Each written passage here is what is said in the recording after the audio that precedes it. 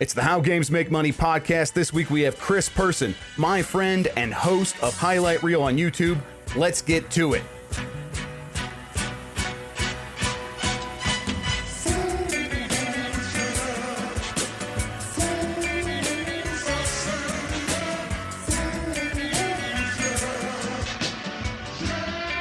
I'm Jeff Grubb, your host. I write about games at gamesbeat.com, but you can find me all over the internet. On this episode, I'm going to talk to Chris about going solo after working for years as the video guy at Kotaku. While at that site, he built a recognizable brand in the video show Highlight Reel. If you haven't seen it, it's like Sportscenter for the weirdest clips in video games, hosted by Chris. It's hilarious and insightful, and it's a great way to get really good, the best of the gaming content that's out there all in one place. We talk about him continuing that project now that he's out on his own. Thank you for listening. You can get more from me at gamesbeat.com. Email me about the podcast at jeff.grubb@gmail.com with the subject line, How Games Make Money. Or reach out on Twitter. I'm at Jeff Grubb. Finally, support the show by going to patreon.com/HGMM. Anything you provide will go right back into the show. You also get to join the private Discord channel on my Discord, where we hang out, we talk about the show, we talk about what's coming up, we talk about everything happening in the world of video games and a lot more.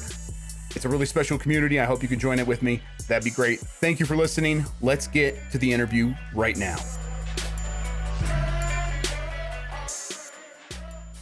Chris, thank you so much for joining me. We go way back. I knew you got 1up.com when we were all just like futzing around on there when we were kids.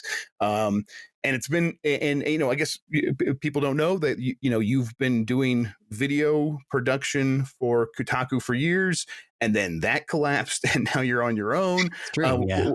We'll talk about all of that, but I guess, let's just kind of start from the beginning a little bit. Like, how did you even get into this job in the first place? So, it's weird because 1up.com is a really interesting era of gaming and of game podcasting, because it's like it exists well before podcasting was like a normal thing that people did. Right. At least for me, I'm sure other podcasts exist at the time, but it was still kind of a weird, newer thing at the time. And no one knew that they were going to make money making podcasts back then. It was a thing you did to build your audience, but no one was like, this is going to be our main product. It is for like a site like Giant Bomb. Their main product is their podcast. That was never even consideration back then. Yeah. And then that's basically on them. And you can sort of point to how, that was badly managed and collapsed. And, who was there at the time of 1up is interesting from what I understand. But yeah, no, it was a very nascent time, but also there was this kind of, I don't know how healthy it was. I don't know how much it was in the air. This idea of you too could be a gaming journalist. And that was always kind of like they hired a couple of people from the boards, sure. Beige for a minute. And then I think Klepek was a board guy, wasn't he? Patrick Klepek? I think he was actually in the IRC chat. He came up through IRC. So the IRC was the real time when that thing was real. Where if you got into that IRC and you were friends with all those people through that, that is how most of them got that job. And then they actually, yeah, you're right. They turned that into their business model for 1up, where it was we're going to have these fan written blogs, and we'll stoke that and build a community around that. Maybe you too can be a journalist. But by then, you're right. It was so saturated with. Yes, it was. It had closed off. Yes, but it was an interesting concept that you think you saw sort of writ large a little bit in the concept of Kinja, which is not something I like saying, but that was the idea. It's you have user generated stuff that would be able to sit alongside edited content and theoretically be pulled for. And then of course that got demolished the second Nick got out the door, and then all the Gawker shit happened. But yeah, I don't know. I think I knew somebody through who sent me the job listing because somebody I'd known through Destructoid, listening to them on the Destructoid podcast, and then I'd met them on MySpace, and then it's just somebody in games journalism who was just like, oh yeah, there's a listing, here it is, check it out. I shot my shot and I got it. And but it was interesting because I'd already interned at Gawker 2 years prior. in 2008, or was it 2 or 3? No, it was like 4 or 5. Anyway, I'd interned at Gawker during like Barack Obama's candidacy, and had like actually like gone and met the One Up people at PAX and like done some stuff for Kotaku as like an intern in the video department, and then came back full circle in there, worked there for 8.5 years. A lot of stuff happened, and then I got laid off with like half of the video team.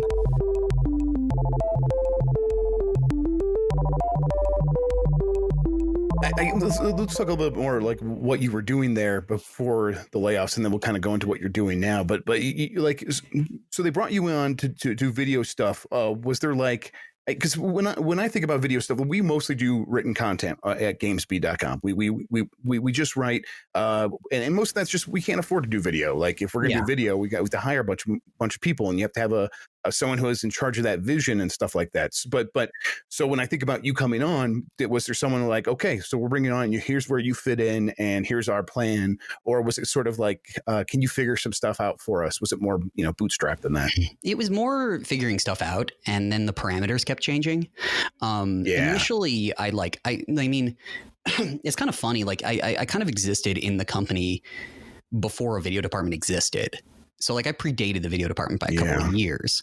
And so they really didn't have any kind of, when I got hired, like any kind of metrics for success. So they were like, well, you can use this like native player that we have, but like you're still being judged as though you were a writer.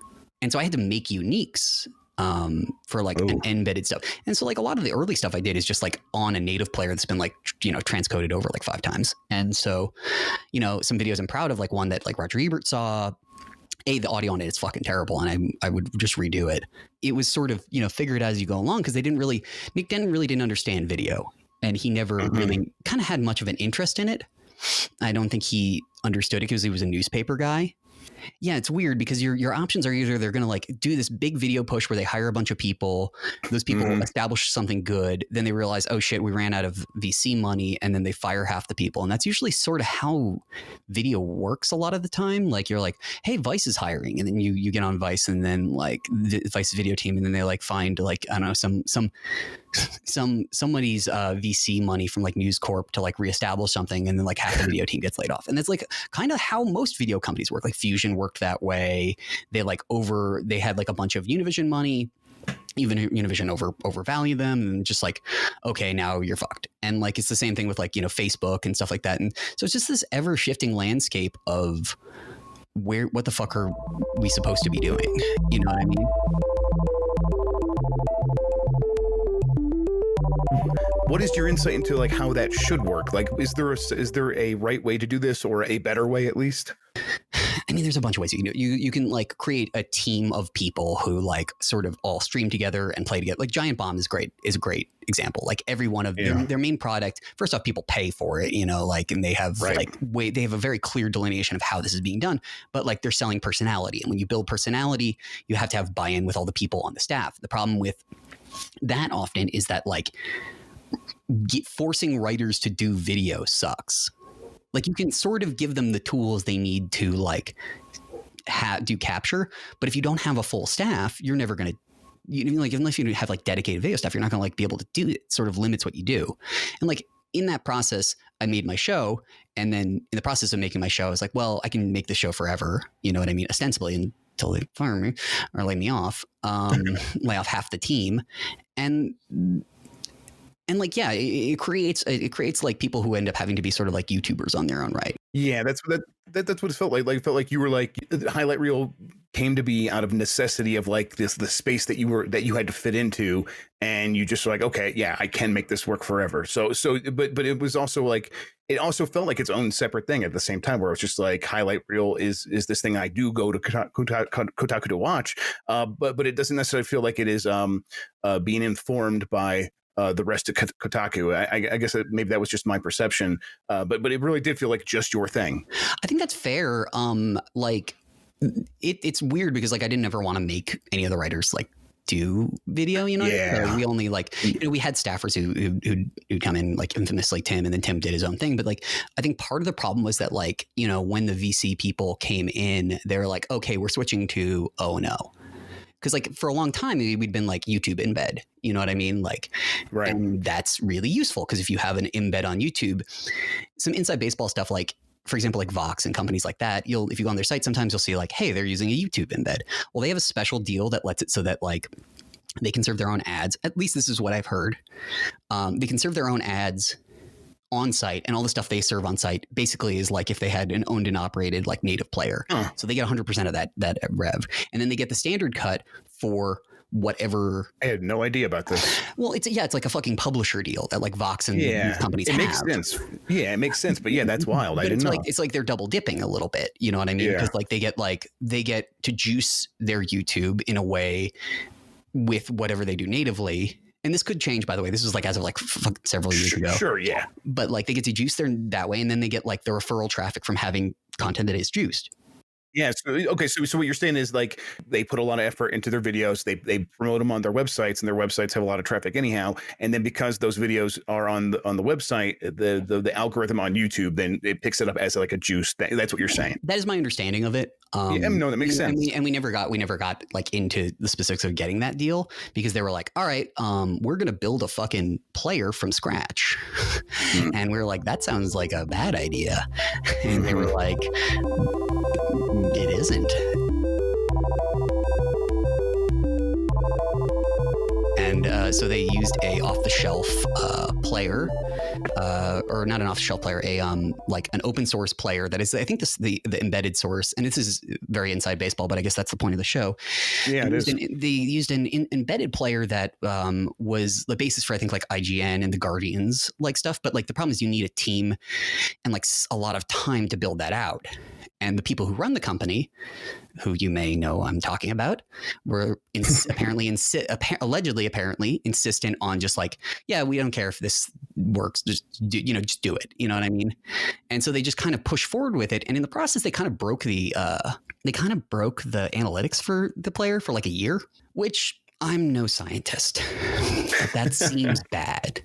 And maybe, just maybe, that might be why a team might be unprofitable, is that you have this like closed ecosystem, which like, it's a closed ecosystem that can't grow.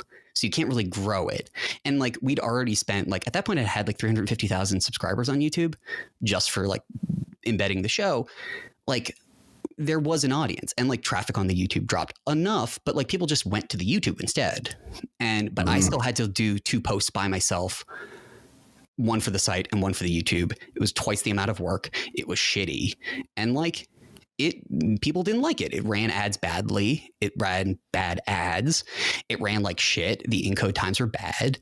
And that's always it too, isn't it? Like it's like they play the ads really well, but then after that, it doesn't necessarily work. Like it's like the ads will probably function, but there's no guarantee that after that ad is over, the video will ever play. Yeah, no, you'd see like a pristine ad for like Allstate or something like that, and then like a fucking 144i encode of something, and you're like, guys, I know. I think we should stress that everybody who works on any of these sites, really, these are not decisions that are in their hands. They can try to push against them, but like if you're working on a big site and they come up with this like really irritating, intrusive ad, it's probably pissing off the writers. And I think that's something that people don't understand is like these decisions are being made by VC and private equity guys just generally. And like those are decisions made by people who don't know their audience. These are people who don't understand an audience. They don't know what they bought. They don't know why they bought it. They just know that they can take a salary from it, and that they can continue to pull money from it. And the relative performance of that is neutral. Also, one thing I should note, this is totally unrelated to what we're talking about, but just as a fun fact, I heard that one person who was at 1UP during the end of its era was a guy named Jim Spanfeller. Totally unrelated to what we're talking about. But, just completely unrelated. Nothing to do with that. Yeah. Just a fact that I think we're changing subjects now. Yeah, absolutely. Changing subjects. This is what I've heard, allegedly. Don't quote me on it. Interesting thing to think about. It's cool when it's cool when all the pieces fall together in your entire history.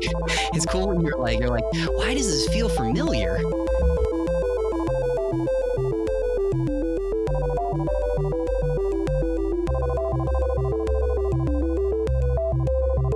You know what it makes me think of?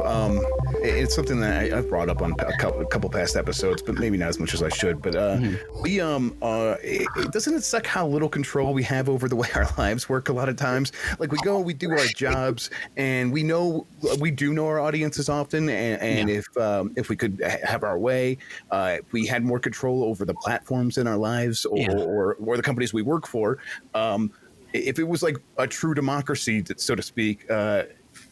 It would just be it would be the opposite of what we have, where we so much of our lives are dictated by other people so far away that are just worried about their very small little corner, where as long as there's money coming in, they're fine.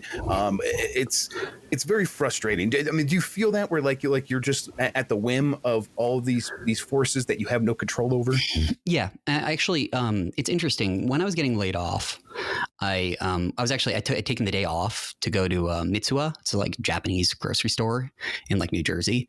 And what's really interesting is that I've been reading this book by Dave Graeber, RIP. I think he passed recently, called Bullshit Jobs. Do you know the one? No, I haven't read it. It's a good book. He did a couple of books. One's called Debt, which I really liked, and another's called Bullshit Jobs. And they're kind of like pop history stuff. Debt's an interesting one because he's like, yeah, money wasn't. There's no such thing as a barter economy. That didn't exist ever organically. It was always a series of debts to each other. But the Bullshit Jobs one was we created this series of jobs that are increasingly bullshit or bullshit. I think I do know this, actually. I think I must have heard an interview with him because I've brought up this concept before to my wife when we're talking about her job. Yeah. All right. Yeah. And it's fascinating. It's a 2018 book. It's very pop sci, but he's good. He's good at it. And it was it was a piece that went viral that got translated into 20 languages. And his basic premise is that people always worried about the idea that automation would create mass unemployment.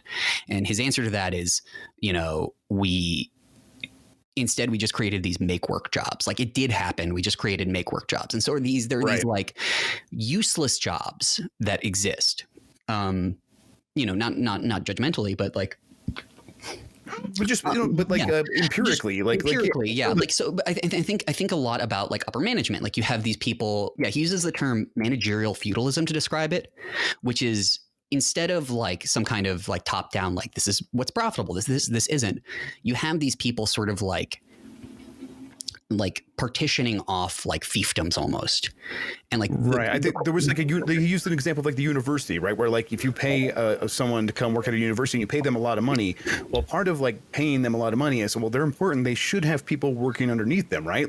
You're going to have 6 people underneath you, and now you have to find stuff for those people to do, and those are all bullshit jobs. That's my understanding. Depending on I think it does exist. He does bring it up in an academic in the context of academia, but I think it really happens with completely I think he brings up jobs that were somebody had been working for an in-flight magazine, and then they realized that the whole company was a scam, and that they'd never actually, the magazine didn't exist. You know what I mean? I think or even just the ways in which jobs that should be useful and should be productive get made meaningless by, and think that's what I'm sort of more getting at is I'd sort of been slowly detached from the material success of what I was doing for so long.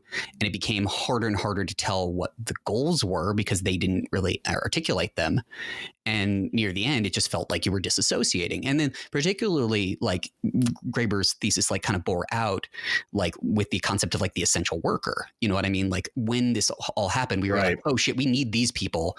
And everybody didn't really have to go into an office this whole time, or we could have just been working from home, at least for white collar jobs. And so his entire thesis kind of got proven by the pandemic. And I think we're all deluding ourselves into thinking that like we're near any kind of economic stability. Like we are going to see worse and worse long-term in unemployment, particularly as we're outsourced outwards. But I'm talking to my friend about that, and then they like came in and like laid off half the staff. And the guy who did it was the guy who used to be the editor-in-chief of Alive Spin. Let's just say the resuscitated Deadspin, who had immediately became the editorial director. Right. I will let you draw your own conclusions as to like why that happened, but his name was also Jim. And yeah, he laid off like half the team, and like there'd been really no messaging about like what he wanted from us. And it just creates this kind of numbness, like this numbness where you're like, I'm technically a manager, but like, what am I managing? Because you're not telling me what to manage. And, it just creates this numbness. Like I think people are getting more and more disassociated from what success means at their jobs, as like more and more companies more and more companies are hoovered up by financial institutions or by like VC guys, and then just like drained inside out. You know what I mean? Yeah. Yeah. And it's like, you have to create a fiction around companies anytime they get bigger than like, 100 people or whatever. And part of like building that fiction of like, oh, this is what the company's about. Here's what we're doing. Here's how we're all working together towards a common goal, is understanding metrics and understand how they work. And it's a really difficult thing. Like, I think about Moneyball and like how the thesis of that book was like, oh, we were counting statistics in baseball incorrectly for over 100 years. Like we just weren't good at assessing how good players are. And this is something where people are watching the sport hours a day, every single day. You would expect like just naturally we would get good at understanding what makes a player good, and we weren't. And the people that were getting paid a ton of money didn't even understand it. Yeah. So the idea that like anyone's going to come in and buy a company and understand the very specific nuances of what I should be working toward, when even I, doing this job, writing about games, I don't know what's going to be successful and what's not. It's impossible to predict. It's very difficult. I can maybe make some educated guesses. I can maybe sit down and do some science to try to figure it out. But the idea that anyone's going to be able to step into that role and just and dictate from above anything beyond a vision and just let me work toward that vision is kind of absurd. And I think that's kind of what's happened repeatedly in this space. Yeah. Yeah, go ahead. I think there's a lot of bullshitting in terms of like fake it until you make it on everything involving media, because media, I think a lot of the people buying up media are like VC people, and VC people have internalized like Uber's style of like pretending, like tech company generally. Right. They all say they're going to be Amazon. They're all the next Amazon. Amazon wasn't profitable for blah, blah, blah. And it's like, homie, you're not Amazon. And then what that leads to is these like boom and burst cycles. You know what I mean? And there's just a lot of stuff involving media, like, and successfully running a company, but like, it's usually done by these people who just who've never had to be successful, and like, who've never had to like build something from the ground up. It's always been given to them. And then they've like kind of at best like sucked it dry and like gotten sort of a value neutral proposition where they make a lot of money and everyone else suffers.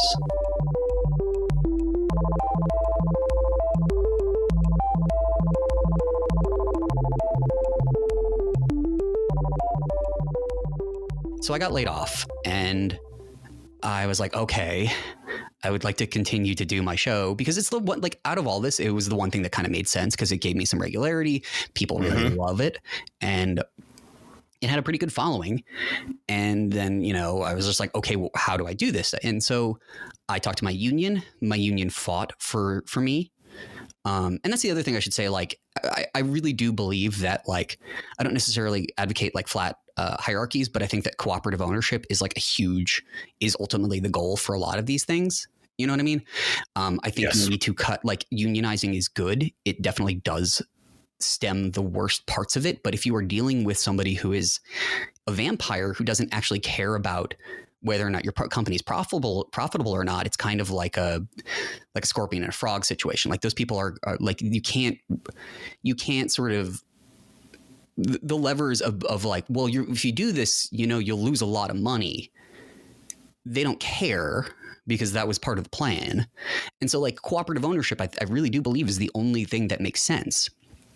But outside of that, like, they did fight for me. I love the union, and they got my show, because it's like, what the hell else were they going to do with it? They were going to sit on this like, show name, and then like they would try to bring it back, and they do it badly because they don't understand how to do it. And then they would like try to put some other producer in there who would just get like yelled at because he's not me or she, which would probably be worse, because then there would just be another element to it. And then and they'd fuck it up. So they're just like, look, he created this, can he have it? And they got it, and I've relaunched it, and it's been an interesting run. There's been a lot of really like early support for it, but like I'm doing this on my own, and I will say I feel a greater connection to what I'm doing in a way that I haven't in years, because I'm allowed, because I'm not tethered to whatever Kotaku was or is. When you're setting out to do this, and you have to like look at it and you're like, okay, I was getting paid so much before, and now I got to turn this thing into something that that is going to support me. I think that understanding that it's that you building that connection with the thing you're making, building a connection with the audience is probably like the bridge to get you from here to there, right? Where you're like, I can see a path toward growing this audience to a point where I do feel supported enough that I can make this my full-time job without caveat. Is you're still fully in that zone right now where like there's a path forward and you see it? I think so. I mean, like, it's hard because like, I had a very good managerial union wage, you know what I mean? And it was something that we fought and organized for. And it wasn't something I always had, like I think I made like, what is it, like 38 when I started? You know what I mean? Which is not good, especially in New York. It's not a good wage. Jesus, But, I eventually worked up, and this is something that you can like look up in the CBA. It was like 95, which is a really good solid rate. But it feels weird because you're making like, okay, I'm making a managerial rate with like no resources and no team. And like, what am I managing? So I like understand that I'm obviously going to get like starting from scratch. I have some money saved up, and it feels like it's going to be hard to build it back up. But I think that like I can actually see a path by which I do that. And, a lot of people and here's the thing, I want to say this like outright. I really love everybody at Kotaku, and they were very supportive of me, and they continue to be supportive of me, and I continue to be supportive of them. And like, I would never like all of them are great. I don't like the people who run that company, obviously. But like, there's some people who are like, oh, I never subscribed to the channel because of bias. And that always feels weird because I'm just like, dude, like I'm a fucking lefty, dude. Like I'm like a weird bisexual socialist, man. Like you're gonna, this is, like I created this sort of neutral thing, but like I myself am not that in any way, shape or form.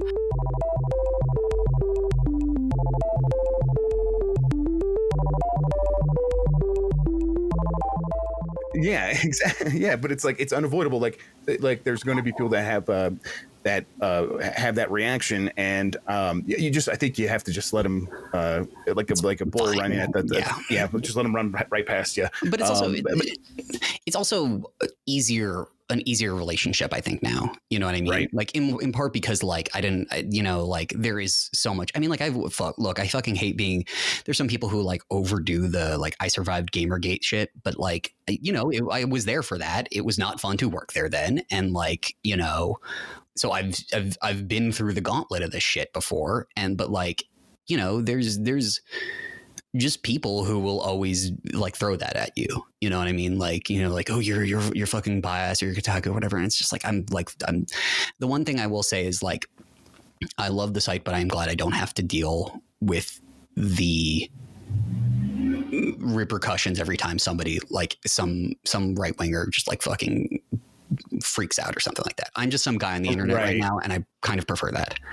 Right. Like Kotaku was always a target for, I mean, like, the Gamergate board is literally named, like, a fucking subreddit devoted to just like talking shit. And I was like, nah, damn, dude, like, right. Whatever. Less about that, the better. Yes, exactly. Okay. So But you do see the path forward though. You like this I hope so. Is it just about, is it going to be mostly about getting support through Patreon, and does that shape the way the content moves forward more than like relying on YouTube ad revenue? I mean, YouTube ad revenue is not something you would like to rely on. You know what I mean? It is unstable. It's not good.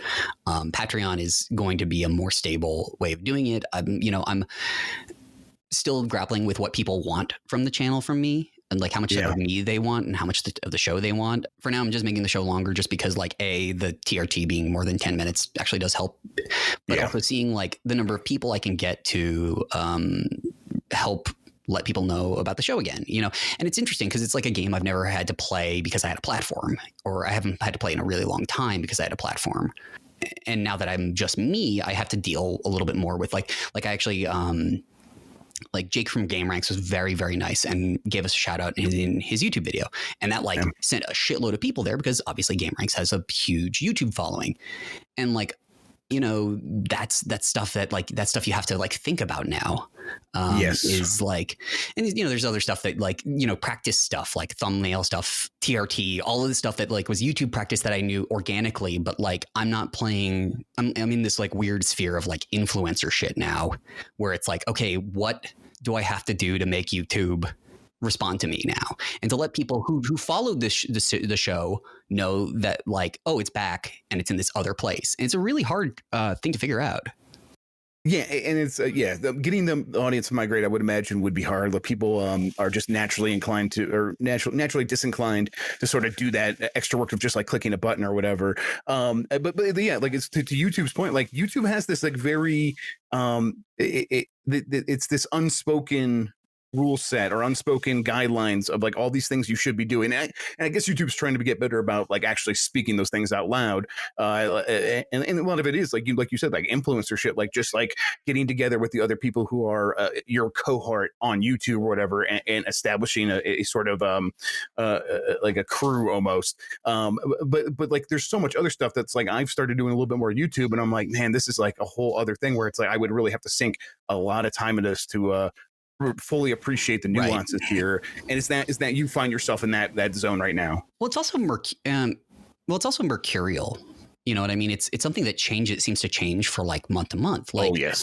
And like that's the thing is like, yeah, it's not only just that it's opaque, it's that it's ever shifting. Like before they were like, oh, okay, ideal length is like 10 minutes, and then there is like 2 minutes again now, and okay, now ideal length is like 10 minutes, and they change what the algorithm responds to almost at a whim, which is like what happens when you're relying on a big tech company to sort of make any platform. Any platform. But it's also just particularly interesting from like the perspective of like, being a quote unquote media person and then trying to be like just a YouTuber like everybody else. And just how weird that is. And like, however, all of these careers are sort of based on decisions that like people like outside of their influence are making. It feels different, I think, from the outside. Like, I work at a company. I get a salary. I am part of the media. I am one of them. I am like we are all together in on this. But I am in control of my own destiny to a certain extent. But really, we're not. And YouTube just like lays that bare. Like YouTubers are just admit like we are at the whim of the platform. And really, we were always at the whim. Like even in the media, we are at the whim of these giant corporations that are buying stuff up and making decisions without our input. So is it really that different, or is it just like is more obvious now? I mean, I don't know. There's just I think they're more direct. I respect that there are more direct inputs, and like if I see like, oh, this is doing well, this is doing badly, that's a little easier just because like I'm back on using YouTube and YouTube has good analytics. I'm sorry. You know what I mean?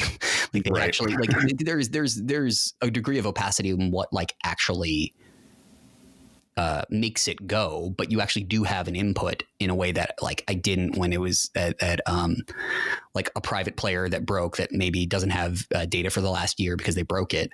And like, they were giving us like Google, like they were literally just like outsourcing all their fucking traffic reports to Google and intermittently. It was awful. But like, so there's a degree of more like, oh, okay, I do this, number goes up. So but it does feel more direct. and I have more time to do it because I'm not tethered to all the other things involved in making the show and doing that job. And so it feels nicer. You know what I mean? And like I can build my life around it in a way that is more organic and like honestly healthier for me. And so like, yeah, it's rough. Yeah, it's a lot of the same problems, but like I prefer it. I mean, I don't prefer making less money, but like or maybe even making enough to like live. Cause you know, like right now times are rough, but like I can see a future in which I do,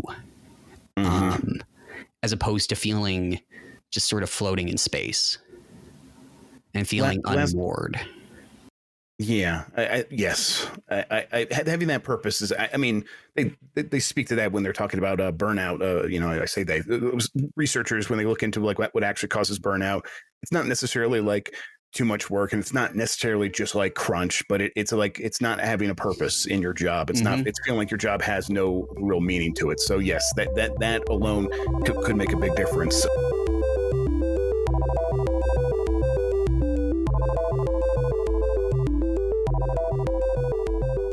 A year from now, the channel's grown. Is it mostly, do you mention the show has transformed a lot, or are you still basically doing the same basic show, but you've made tiny adjustments in response to the audience? What do you think it is? Well, a couple of things. So like, first thing is that like I had this email line, you know, it was always the end of the show. It's like, highlight reel at Kotaku.com. That was the one that everyone would email to. So I had these people like submitting me clips to the show. And then like I don't have that. So I have to like sort of build that up from the ground up. So there's a little bit more work on that end, but I have time to do things that like make the show better. Like Sam and Andy Rolfez completely redid the intro. They're fans of the show and they're incredibly talented CG artists. And they made it actually look kind of like some kind of Toonami Sports Center thing. I am making the show like more longer. I do want to do other stuff, but like I really also want to get the show where it is now in a good place. And also now we have Discord integration. So I have a Discord of people who are just like submitting clips directly, and we're talking about what people are playing. So there's actually a chance to build a community around this stuff more than there ever has been. And that's something I couldn't do as like a representative of like Kotaku, because then like, I don't know, just a bunch of fucking weirdos would just like try to jump in the Discord and say a bunch of slurs. You know what I mean? You know, whereas like people who pay money via Patreon to be in a Discord are very well behaved and like very cool. You know what I mean? They understand what you want to do and they want to help you do it. And that's so much more interesting, you know what I mean, than just sort of shouting into the void. And you'd have people out there who are very supportive of you, but like when it's a part of it, when it's community, it's different. And so like, you know, a lot of that has been like making it better and longer. And like even somebody said like, wow, it's just like your old show, except you sound happy. And you know, kind of fair. But it's going to be rough. You know what I mean? It's going to be rough. It's going to be rough for everybody. I am very flattered that this many people care about this show. There's some growing to do. If you know somebody with like 30 million followers that would like to shout the show out at the end of an episode, please, for the love of God, I would love that. But no, like I can see it growing.